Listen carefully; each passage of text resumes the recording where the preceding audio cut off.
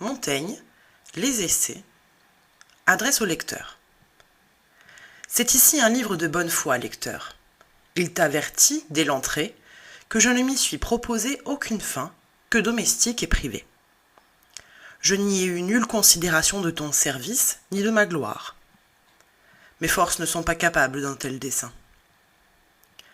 Je l'ai voué à la commodité particulière de mes parents et amis, à ce que m'ayant perdu, ce qu'ils ont à faire bientôt, ils y puissent retrouver aucun trait de mes conditions et humeurs, et que par ce moyen, ils nourrissent, plus altière et plus vive, la connaissance qu'ils ont eue de moi.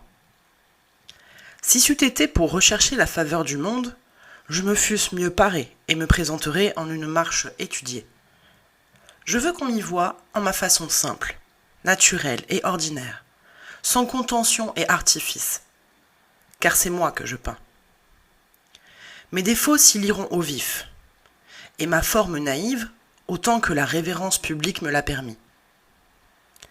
Que si j'eusse été entre ces nations qu'on dit vivre encore sous la douce liberté des premières lois de la nature, je t'assure que je m'y fusse très volontiers, peint tout entier et tout nu.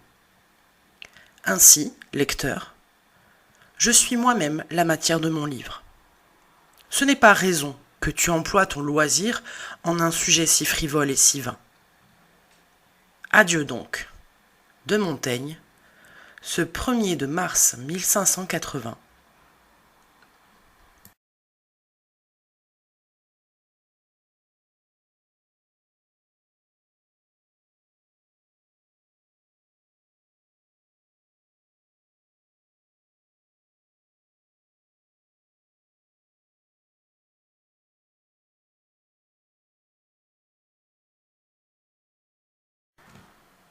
Préambule des Confessions de Jean-Jacques Rousseau.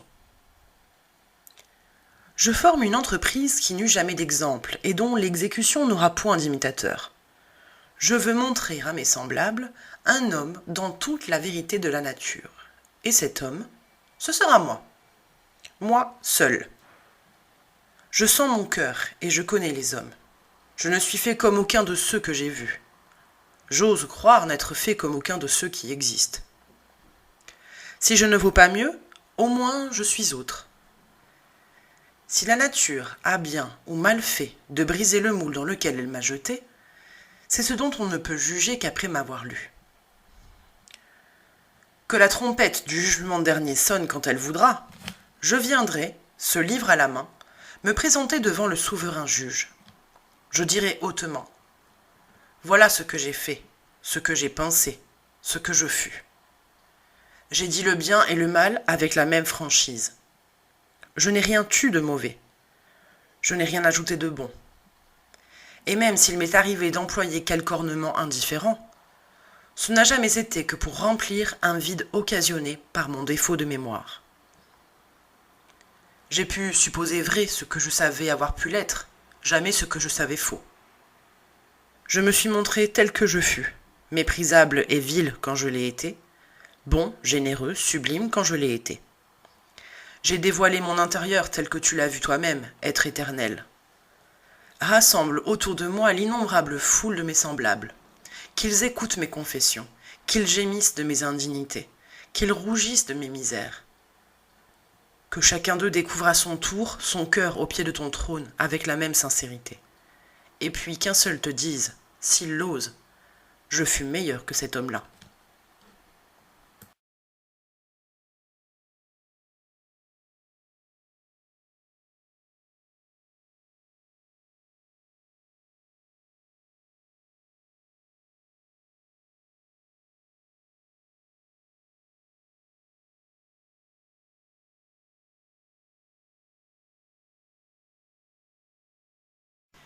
Préface des Mémoires d'outre-tombe de Chateaubriand. Je me suis souvent dit, je n'écrirai point les mémoires de ma vie. Je ne veux point imiter ces hommes qui, conduits par la vanité et le plaisir, qu'on trouve naturellement à parler de soi, révèlent au monde des secrets inutiles, des faiblesses qui ne sont pas les leurs, et compromettent la paix des familles. Après ces belles réflexions, me voilà écrivant les premières lignes de mes mémoires. pour ne pas rougir à mes propres yeux, et pour me faire illusion, voici comment je pallie mon inconséquence. D'abord, je n'entreprends ces mémoires qu'avec le dessein formel de ne disposer d'aucun nom que du mien propre, dans tout ce qui concernera ma vie privée. J'écris principalement pour rendre compte de moi à moi-même. Je n'ai jamais été heureux. Je n'ai jamais atteint le bonheur que j'ai poursuivi avec une persévérance qui tient à l'ardeur naturelle de mon âme. Personne ne sait quel était le bonheur que je cherchais. Personne n'a connu entièrement le fond de mon cœur. La plupart des sentiments y sont restés ensevelis ou ne se sont montrés dans mes ouvrages que comme appliqués à des êtres imaginaires.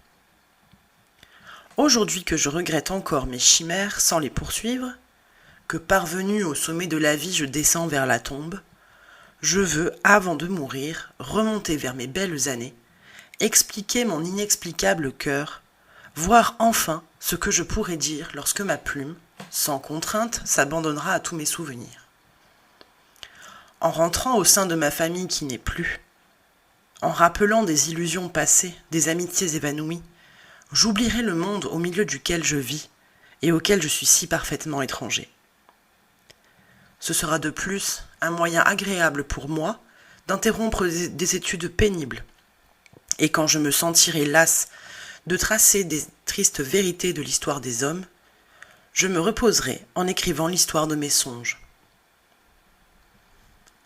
Je considère ensuite que ma vie appartenant au public par un côté, je n'aurais pas échappé à tous ces faiseurs de mémoire, à tous ces biographes marchands qui couchent le soir sur le papier ce qu'ils ont entendu dire le matin dans les antichambres.